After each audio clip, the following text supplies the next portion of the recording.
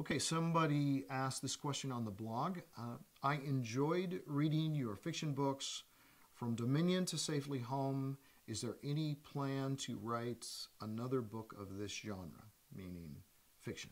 Well, I actually did have a book before Dominion called Deadline, and I've had a couple of novels since Safely Home, one of which was Deception, which kind of followed Deadline and Dominion, though there was many years in between writing them. And it's the story of Ollie Chandler, who's the Viewpoint character.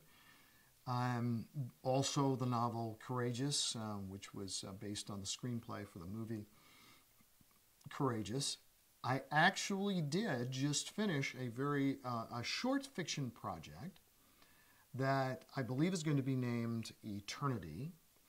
And it's a story about the rich man and Lazarus being made into a graphic novel. And I'm actually going back and forth with the artist and an editor. As a very fun project. I can't wait to show some of the artwork.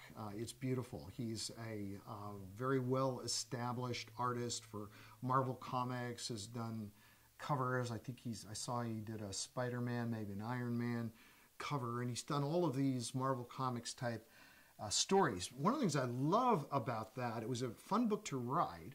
One of the things I love about it is that there's a whole demographic, it's called, that meaning people of a certain type who read graphic novels. And a lot of them are males, though a lot of females read the manga books and other things. But a lot of young males are not reading books in general, but they're reading these graphic novels, which are extended form comic books, basically.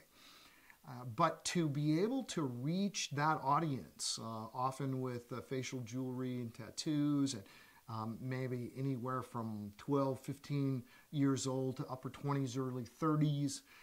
But I just love the idea of junior high, high school, college, and young people beyond being drawn to a very beautifully illustrated graphic novel that has the gospel. The rich man and Lazarus, that's a story Jesus told, but I'm elaborating on it, and it was very fun telling that story. Also, it's going to become the basis for, this is a very short form story because there's not that many words even in a graphic novel, but for the long haul, it's going to be my next big fiction project with Tyndale House. It might be called The Rich Man and Lazarus, might be called something else, but it's a story that's so powerful, and it was told by Jesus, and what I'm doing is developing and will, in the extended novel, develop far more than in the graphic novel.